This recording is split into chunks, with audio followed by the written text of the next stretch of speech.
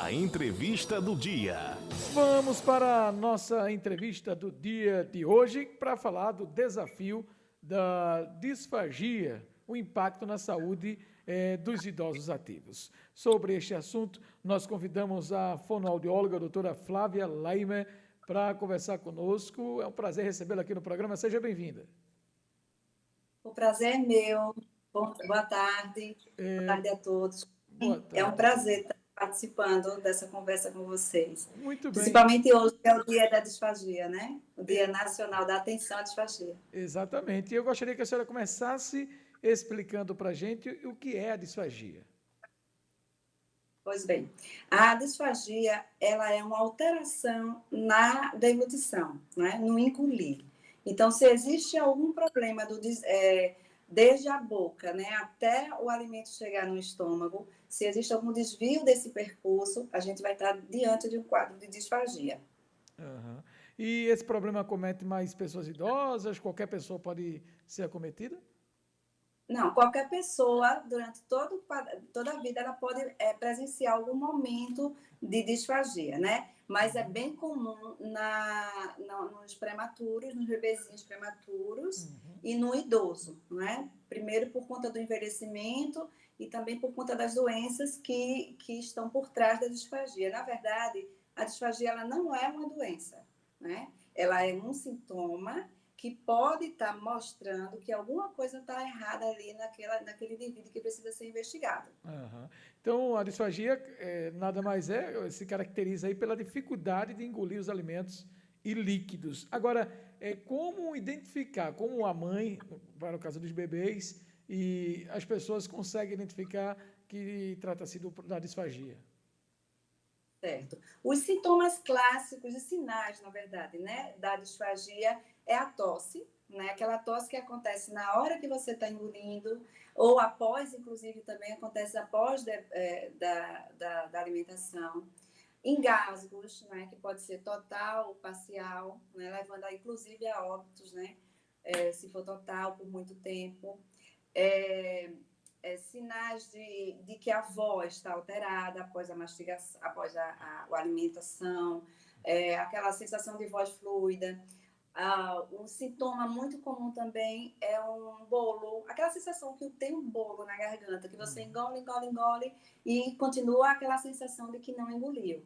Né? Esses são os principais. Sim, Mas sim. existem outros que a gente tem que ficar realmente atentos, né? Como, por exemplo, saliva, restos de alimento na boca, depois de engolir, demorar muito para engolir várias vezes, várias deglutições, o alimento continua lá, escape bucal, que é aquela salivazinha caindo, né? Aquela babazinha no momento da deglutição. Febre, tem alguns outros sinais que demonstram que alguma coisa está errada ali. Entendi. Uma vez identificado o problema, qual o procedimento correto a fazer? Quem procurar? Pronto. Identificando um desses sinais, é importante a procura do médico, porque, como eu falei, a disfagia ela é um sinal de alguma doença, principalmente doenças neurológicas, como Parkinson, AVC, doenças como tumores, né?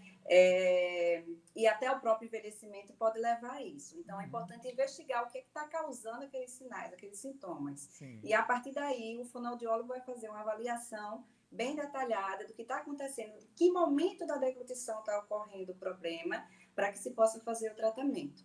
E quais são os fatores de risco, doutora? Se não cuidar do problema, o que é que pode desencadear no indivíduo? Então, se continuar com esses eventos de deglutição, o que pode acontecer?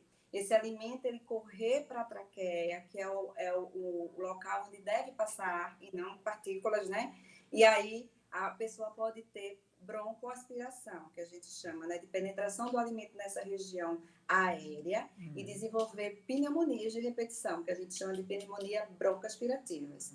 Então, é um risco muito grande de morte, né? Principalmente para pacientes que já têm uma comorbidade, né, uma doença de base, e agrava-se essa doença e passa-se a esse risco aumentado de mortalidade.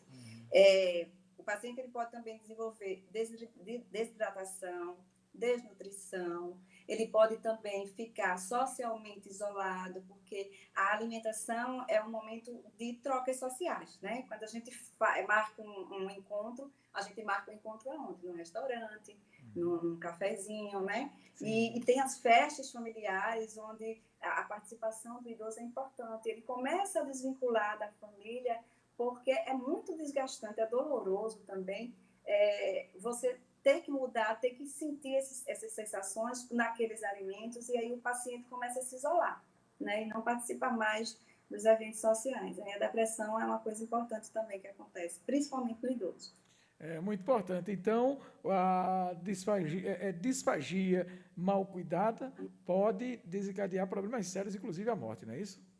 Isso. E a disfagia no idoso, que é uma coisa do envelhecimento, às vezes o idoso não tem doença nenhuma de base, mas existe os momentos de disfagia por conta do envelhecimento, a fraqueza da musculatura. Essa disfagia é chamada de presbifagia. Existem estágios, caso mais leve e casos mais graves, doutora? Sim, sim, existe. Tem os sintomas, né, os sinais mais leves, que pode ser utilizado, o paciente pode manter-se com alimentação oral a partir de orientações, de postura de alimentação, né? Deixar o paciente mais verticalizado, mudança de texturas, engrossar os líquidos, porque é a consistência que tem mais dificuldade de controle. E existem os casos em que a alimentação por via oral ela não é possível. Aí a gente vai ter que abrir mão assim dos meios de alimentação alternativa, né? De vias de alimentação alternativa, como as sondas, a GTT. E aí o paciente ele pode, inclusive, não chegar mais a se alimentar por via oral. Para você que ligou, para você que ligou o rádio agora, nós estamos conversando com a fonoaudióloga Flávia Laimer, falando sobre o desafio da disfagia, né? E, doutora, eu pergunto, existe formas de evitar? O que é que desenvolve? E se existe alguma maneira de prevenir que essa doença se desenvolva? Esse problema, que não necessariamente é uma doença, como a senhora disse, né?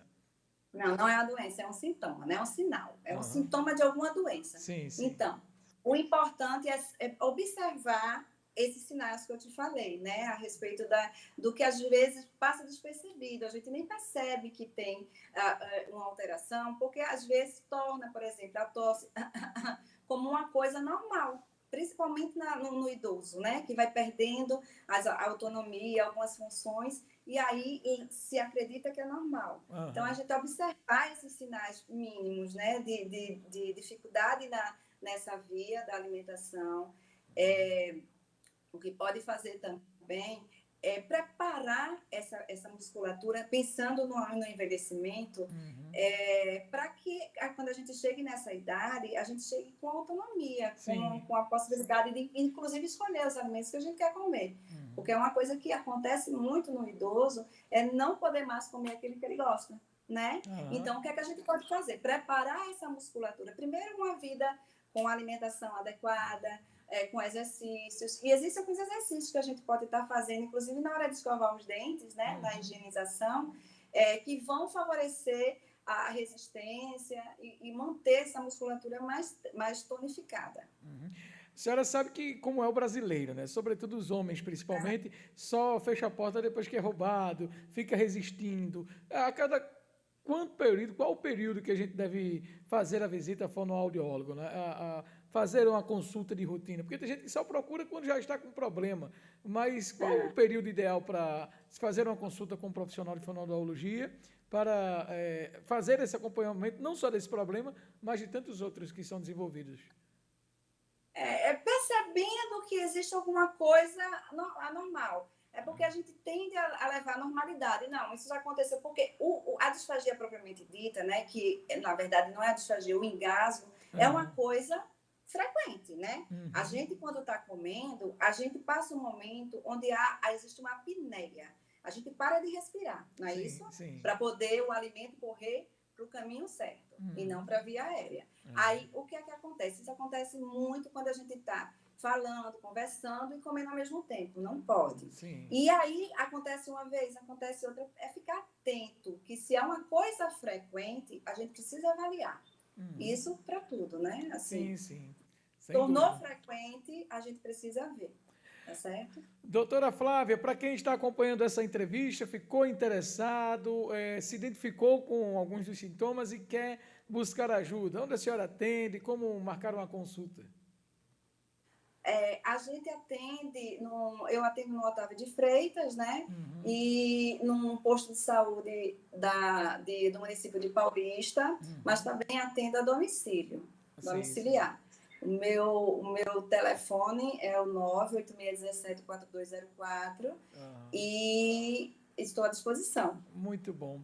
Tem rede social também, com dicas? Tem o quê? Rede social com dicas, Instagram? Ah, sim. Aham. @Flávia Line. Pronto, Flávia Line, você vai seguir lá, Line, é. vai pegar as dicas que são passadas no dia a dia, você vai poder também, se necessário, fazer o atendimento domiciliar. Doutora, faltou a gente falar de alguma coisa?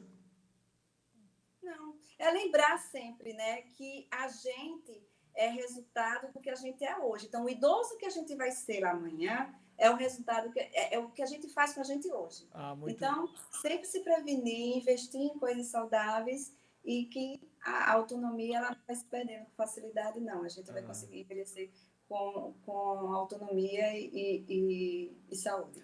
muito obrigado pela participação, ótimo dia para a senhora, até a próxima, tá bom? Um abraço, obrigada. Valeu.